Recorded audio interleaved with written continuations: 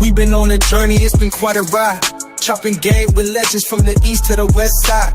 Machiavelli's wisdom, the bumpy street cred, and Tupac's thug life will keep the streets fed. Dope interviews, we bring the heat. Dope interview, run these YouTube streets. We got people from the past that's not real, it's a spoof. Just some shit to make you laugh. Dope interviews, we bring the heat.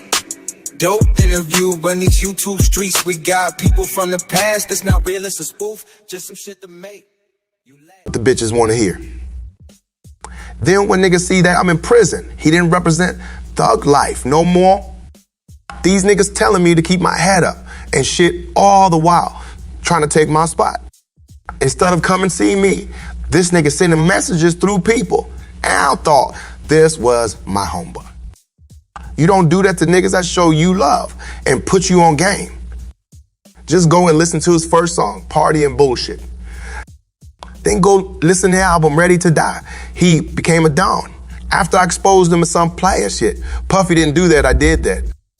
Now the nigga wanna be a big papa when I was the one who used to beg bitches to fuck this nigga.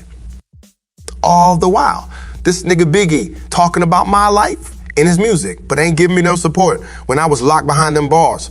So it was fuck him, you know? But I ain't wanna do no physical harm to Biggie. I still love him. But even with love, it can be tough. And plus, once you're my homeboy, we'll always be homeboys. So how do you feel about people saying that Biggie was more lyrical than you? It's like this, when it comes to this rap shit, ain't that nigga alive fucking with me. Just check out my first albums, and you'll see when I chose to be lyrical. There wasn't one rapper in the game that could get on my level. The nigga Biggie had lyrics for days. One of the best I've heard. I would never take that away from him. But I write songs, and I have more songs and more classic than anybody in the game, including Biggie. Respect, Pac. You're not just a rapper. You're an actor too. How's it different stepping into those movie roles compared to dropping lyrical bombs on the mic? Acting's like telling a story, man. It's a different way of expressing myself. When I'm on that screen, I become a character. But I always bring that rawness, that passion from the streets with me. It's all about keeping it real, whether I'm acting or right mind. I just happen to do both very well. You mentioned how you on the screen reminds me of your dad, William Garland, who said how when he seen you on the big screen in Juice, it amazed him to see his son and how much the both of y'all look alike.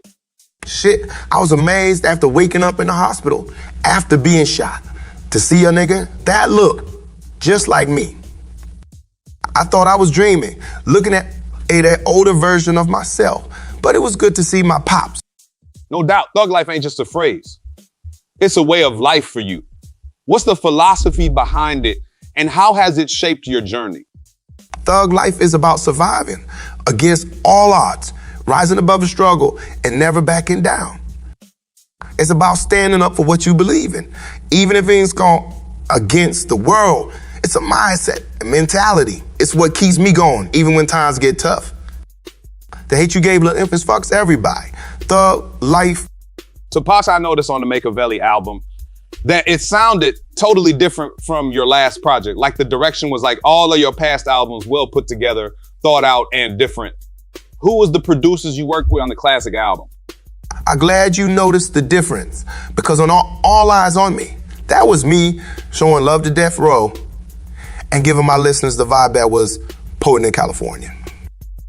That nigga Daz, along with my producer, Johnny J, did a lot of production on my past album. But with this one, I was just gonna let the dice roll, and it landed in what niggas was calling the whack room. See, at the time, there was a dude named Hurt M. Bat, who was just an up-and-coming producer at Death Row. And this dude, Daryl Harper, who was an R&B producer, Shu had him working on all the R&B projects. They had a green room up in Cannes and studios, which everybody around Death Row called the dock room because they said ain't nothing but whack shit come out of there. But a few times I checked in their room to hear some shit and like what I heard. So one day I decided to go get them niggas. So I was like, I need a beat here. I need y'all to do this, do that. And these are niggas that nobody at Death Row was fucking with. They'll tell you themselves. The song Hail Mary is one of the standout tracks on the album. Don Killuminati, can you share the creative process behind writing and recording this song? Man, Hail Mary was something else. We were in the studio and I was feeling fired up, you know? I wanted to drop some heat, and that's when the inspiration hit me. A beat was bumping and I just started pouring out my thoughts and emotion. The lyrics in Hail Mary are like a prayer, a cry for help in a world full of chaos. Like I said, I ain't no killer, but don't push me. Revenge is like the sweetest joy next to getting pussy. So Pac, you telling me that revenge itself is just as good as sex? Hell yeah, especially when you can fuck a nigga wife who claim to be a big pop-up. Now, on the real, I ain't want to fuck his wife, but I did it to show him where he get this boss player shit from. Hit 'Em Up was legendary. The first time hearing it blew my mind. That's when I noticed that you had Static with Biggie on a whole new level. And I must say that one diss record set a trend for the music industry. Like a rapper named Young Dolph talked about how he fucked another rapper's girl and he got shot at over 100 times for it. How do you feel about that, Pop?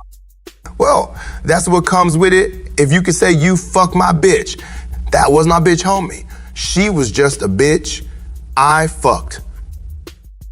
But I wouldn't kill you for it, but some of these niggas sensitive like hoes.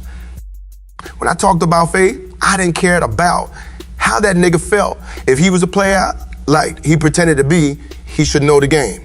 Your bitch chose me. I'm gonna say this, rap music came up off dissing.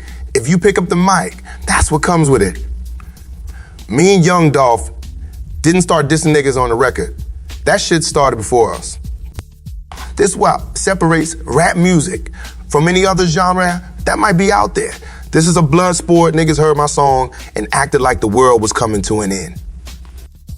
Like Ice Cube didn't fuck over his own group, NWA, with no Vaseline. It's like when they do it, it's cool. But when I do it, it's a motherfucking problem. We've been on a journey, it's been quite a ride. Chopping game with legends from the east to the west side. Machiavelli's wisdom, the bumpy street cred. And Tupac's thug life will keep the streets fed. Dope interviews, we bring the heat. Dope interview, run these YouTube streets. We got people from the past that's not real, it's a spoof. Just some shit to make you laugh. Dope interviews, we bring the heat. Dope interview, run these YouTube streets. We got people from the past that's not real, it's a spoof. Just some shit to make